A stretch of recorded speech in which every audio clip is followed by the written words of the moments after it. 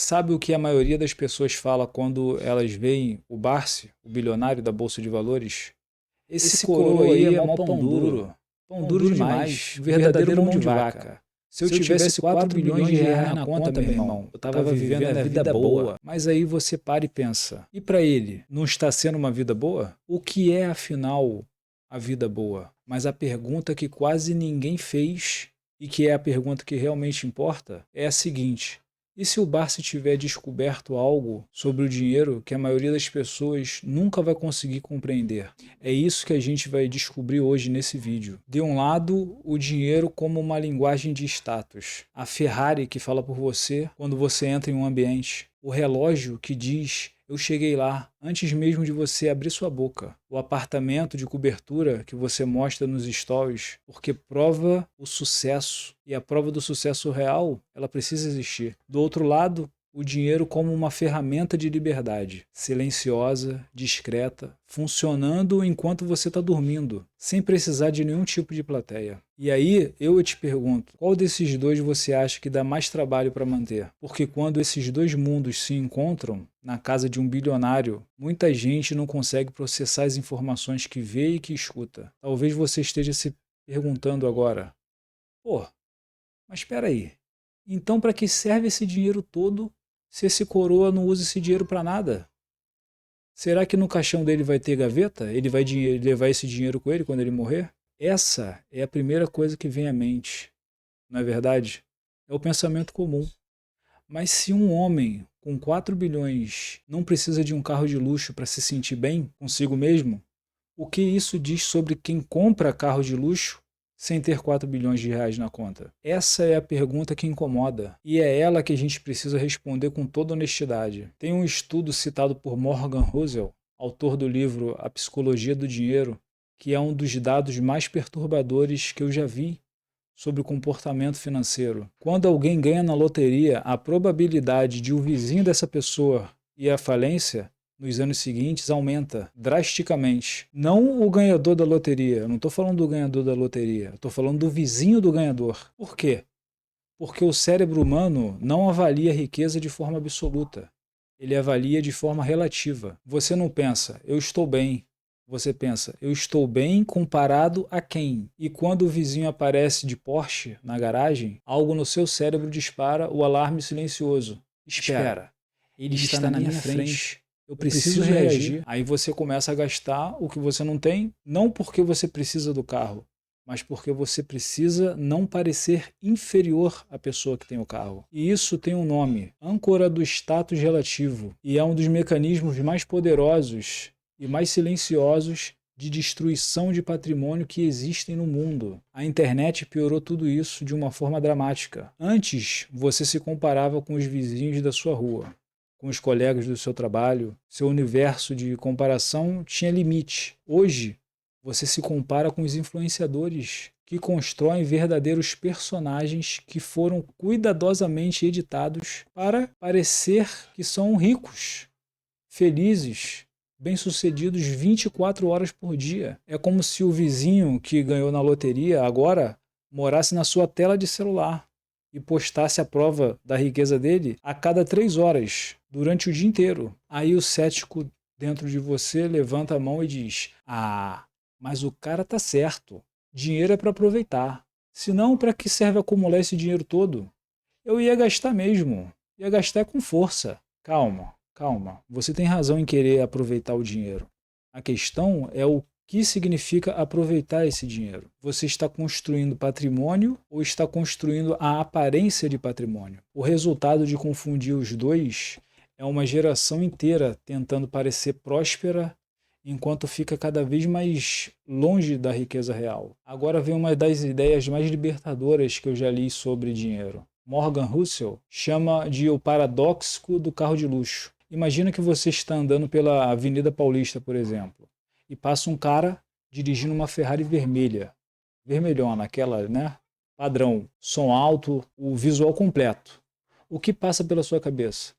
Você pensa no motorista? Você pensa, nossa, que cara incrível, que homem inteligente, que mulher inteligente, uma pessoa realmente bem-sucedida. Provavelmente você não pensa nisso. O que você realmente pensa é o seguinte: se eu tivesse naquele carro, todo mundo estaria me olhando. Eu ia pegar a mulher que eu quisesse, eu ia pegar. Eu ia fazer o que eu quisesse. Todo mundo ia me dar mole. Então, você usou o carro como cenário para a sua própria fantasia.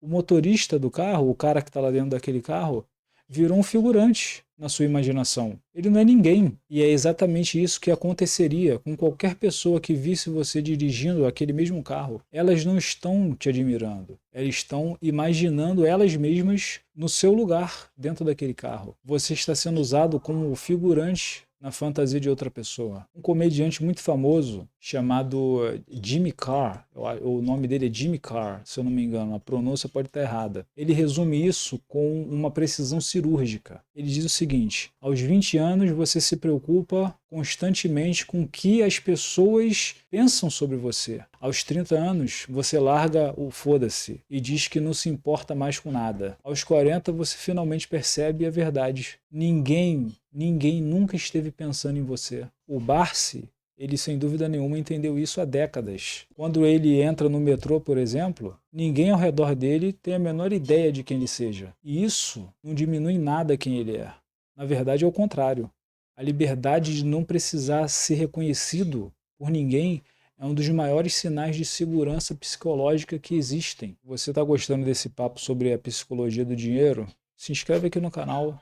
Deixa o teu like aqui agora. A gente fala sobre educação financeira de um jeito que a maioria dos canais não fala. É sem fórmula mágica, sem guru e sem tratar você como um imbecil. Aperta aqui o botão de gostei e volta a assistir o vídeo. Tem uma armadilha mental muito perigosa que a gente cai o tempo todo. A gente vê o carro, o apartamento, as viagens e pensa: eu queria aquela vida, mas você nunca está escolhendo uma vida. Você está escolhendo um pacote completo. E o pacote, sem dúvida nenhuma, ele deve vir completo.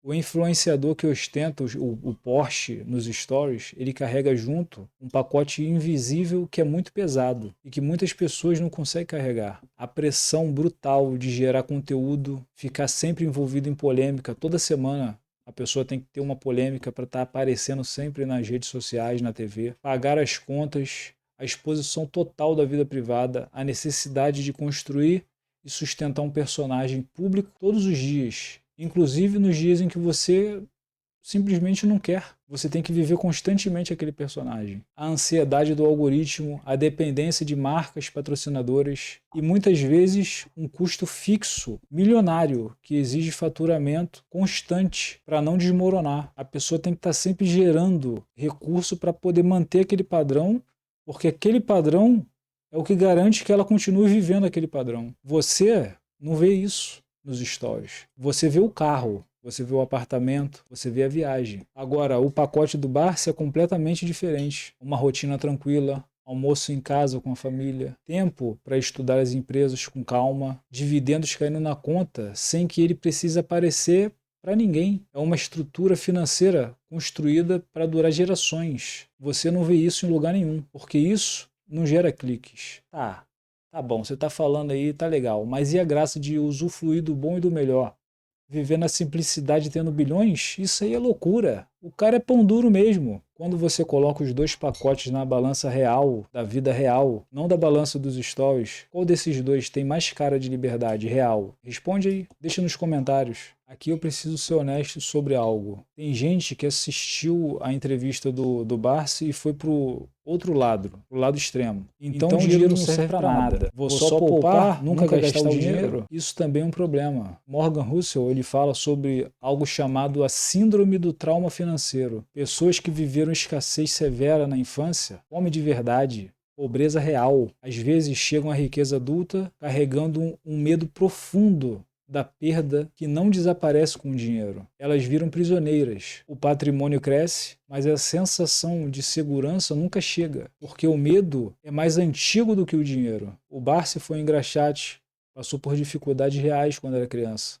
Será que existe um pouco disso na frugalidade extrema que ele apresenta? É uma personalidade legítima, mas existe uma diferença fundamental entre ser controlado pelo medo de perder e escolher a simplicidade por convicção de valores. Quem sofre de trauma financeiro não consegue aproveitar nada. Quem escolheu a simplicidade deliberadamente aproveita tudo. Só não precisa de Ferrari para poder mostrar isso. E você, quando você pensa em poupar mais, é por escolha ou por medo? Porque a diferença muda tudo. A lição real não é gaste tudo, nem gaste nada. A lição é: o dinheiro é um servo excelente e um senhor absolutamente terrível. Não se torne escravo dele gastando o que você não tem para impressionar as pessoas que não te amam. Mas também não se torne escravo dele acumulando de uma forma neurótica e esquecendo que você tem uma vida para viver agora, hoje. E se você ainda não se inscreveu no canal, faz isso agora, porque o próximo vídeo vai bater nesse mesmo ponto, só que de um ângulo completamente diferente. E vai fazer muito mais sentido depois do que a gente está falando aqui. Se inscreve lá e volta aqui para o vídeo. Tem um exercício que eu quero propor para você. Chama-se o teste do obituário. Imagine que sua jornada de vida termina amanhã. Você vai morrer. O que você gostaria que estivesse escrito sobre você? Não o que você tem, o que você foi. Porque ninguém jamais escreve no obituário, né? Ele tinha um Porsche 911 Turbo S, um apartamento na Vieira Solto. O que as pessoas escrevem é se você foi presente como pai ou mãe, se você foi honesto nos seus negócios, se você foi leal aos seus amigos,